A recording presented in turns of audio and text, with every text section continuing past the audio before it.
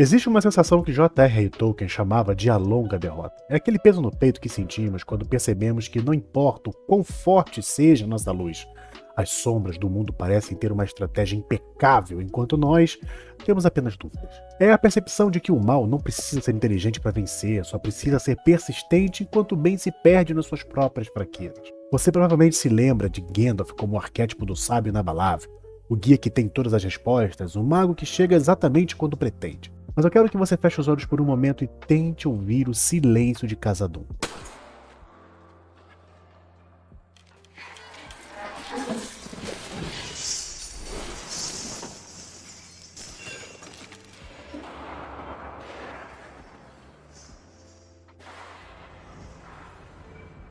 Não é o silêncio da paz, é o silêncio do pânico absoluto. O pânico de um ser imortal que percebe, com o coração disparado, que o destino de Eras caiu nas mãos de uma criança impulsiva que não sabe a diferença entre uma aventura e o abismo. Muitas pessoas olham para a relação entre o mago e o pequeno Pippin Tuck e enxergam apenas uma dinâmica de alívio cômico, o mestre ranzinza contra o aprendiz atrapalhado. Mas a verdade, meus nerds, é que sem a tolice de Pippin, a lógica de Sauron teria triunfado. A salvação não veio da estratégia dos generais, mas da imprevisibilidade da inocência. O que a modernidade chama de grosseria de Gandalf era, na verdade, o peso de uma responsabilidade paternal absoluta. Hoje nós vamos dissecar a relação mais emocional e subestimada da Terra-média através das edições estendidas. Vamos entender por que a salvação do mundo dependia daquele que Gandalf chamava de Tuck Tolo. Prepare seu fumo de folha do condado, porque hoje nós vamos além da superfície para entender a anatomia de uma amizade que desafiou o destino. Vamos falar sobre Tolkien, sobre as nuances que Peter Jackson expandiu nas edições estendidas e principalmente sobre como a dor e o sacrifício moldam o caráter de quem não nasceu para ser um herói. Vamos mergulhar na trajetória do Peregrino Cinzento e do seu tolo favorito depois da vinheta. Vamos lá.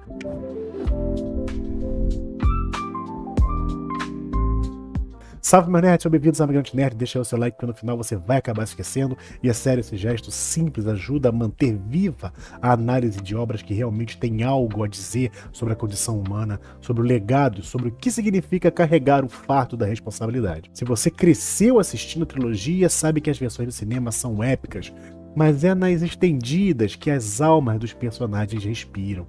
E é onde as grosserias de Gandalf ganham contexto e onde o silêncio de Pippin ganha peso.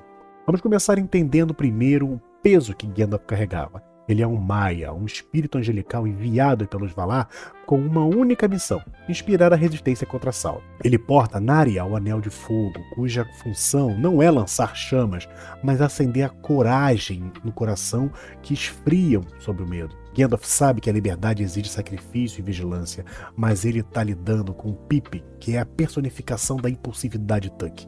No condado, os Tucks são conhecidos por serem diferentes, aventureiros, e para Gandalf isso é uma faca de dois gumes. Ele vê Pippin como fogo que arde sem direção, um fogo que pode iluminar o caminho ou incendiar a casa. Observem as portas de Durin na versão estendida. Gandalf está frustrado, humilhado por uma charada simples que ele, com todo o seu conhecimento arcano, não consegue resolver. E Pippin, com uma simplicidade de quem não conhece o peso da história, começa a fazer perguntas triviais.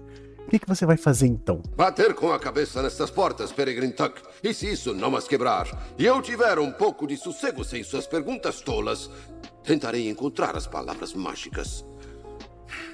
Isso não é apenas rabugice. Gandalf está no limite da exaustão espiritual. Ele está tentando se sintonizar com frequências de memória de eras atrás, e a voz de Pippin é um ruído banal que interrompe o sagrado. A grosseria de Gandalf é uma forma de amor severo.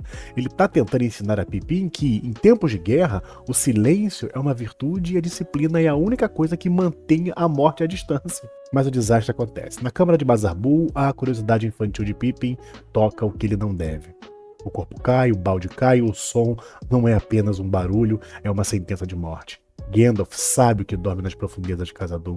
Ele sabe que o Balrog não é apenas um monstro, mas um demônio do mundo antigo. Um espelho sombrio dele próprio. O grito "Tuck Tolo, da próxima vez se jogue" é o auge dessa pedagogia da fúria. Gandalf está desesperado. Ele está tentando incutir o medo do perigo real em alguém que ainda pensa que a vida é uma brincadeira de roubar cogumelos. Ele está tentando salvar a alma de Pippin através do choque, porque as palavras doces não funcionaram. E é nesse ponto que a maioria das análises falham. Eles saltam para o reencontro, mas nas edições estendidas o que importa é o silêncio que ficou para trás. O espectador precisa sentir o que Pippin sentiu. Imagine o fardo do Pippin. Ele é apenas um hobbit, ele nunca quis o destino do mundo em seus ombros, e agora ele acredita piamente que a sua curiosidade imbecil matou o maior sábio da Terra-média. Ele matou o guia, ele matou o pai. Nas margens do Anduin, quando a sociedade para descansar, vemos Pippin isolado. Ele não está mais fazendo piadas, a luz nos olhos dele se apagou. O trauma é o mestre mais cruel. Sem Gandalf para repreendê-lo, Pippin é deixado com o eco das últimas palavras do mago. Fujam, seus tolos. Pippin se sente o pior de todos os tolos. Quando ele é capturado pelos Uruk-hai, ele não está apenas lutando pela vida, ele está lutando contra a própria irrelevância. Ele sente que deve algo ao mundo, ele deve o sacrifício de Gandalf. Quando eles se reencontram em Isengard, a dinâmica muda. Gandalf não é mais o cinzento, ele é o branco, mas a prova de fogo real vem com Palantir de Orthanc. Pippin, incapaz de resistir ao proibido, rouba a pedra e é confrontado por Sauron.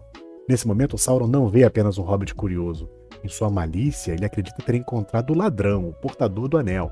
Pippin sentiu o peso esmagador de ser confundido com Frodo pelo próprio Senhor Sombrio. Ele percebe que sua tolice colocou o seu melhor amigo num risco catastrófico. O erro de Pippin agora se torna o seu fardo. É um tolo. Mas continua sendo um tolo sincero. Gandalf percebe que a honestidade de Pippin o protegeu, mas Pippin não se sente protegido, ele se sente culpado. Quando Gandalf decide levá-lo para Minas Tirith, a jornada de Pippin deixa de ser uma fuga e se torna uma busca por redenção. Ele quer compensar o perigo que trouxe a missão. Ele quer ser digno de carregar um fardo, mesmo que seja o fardo de um soldado menor. Em Minas Tirith, Pippin encontra Denethor, o símbolo do cinismo e da perda da esperança. Gandalf instrui o Hobbit a ficar calado, temendo uma gafe diplomática. Mas Pippin desobedece por uma razão superior, a honra. Ao oferecer seus serviços para pagar pela dívida de morte de Boromir, Pippin está tentando restaurar a balança moral que ele acredita ter quebrado em Moria e no Palantir. Gandalf sabe disso. O respeito atordoado do mago vem da percepção que Pippin agora entende da hierarquia de valores. Ele está disposto a morrer em uma cidade condenada para ser honesto com a memória de quem o salvou. Pippin deixou de ser o estorvo para se tornar o guardião da honra de Gondor. E chegamos ao momento do terror absoluto. O cerco de Minas Tirith atingiu seu clímax. Os portões estão sendo derrubados por Grond, o som do metal batendo na madeira ecoa como o batimento cardíaco da própria morte. Pippin olha para Gandalf e confessa o terror de cada homem diante do seu fim. Eu nunca pensei que terminaria assim. E Gandalf, no meio do caos, com a poeira caindo do teto, entrega a síntese final. Ele oferece o monólogo das Praias Brancas. Fim? Não, a jornada não acaba aqui. A cortina cinza deste mundo se enrola e tudo se transforma em vidro prata. E aí você vê. O quê? Gandalf? Vê o quê? Praias Brancas. Gandalf está usando sua divindade para segurar a mão de um mortal no escuro enquanto a morte bate na porta, literalmente. Ele está preparando o tolo para seu momento mais nobre. No fim, Pippin salva Faramir e ajuda a salvar a linhagem de Gondor. Mas ele não fez isso porque é um guerreiro nato, mas porque aprendeu com o amor severo de Gandalf que ser um tolo não é o problema. O problema é não ter um fardo pelo qual vale a pena morrer.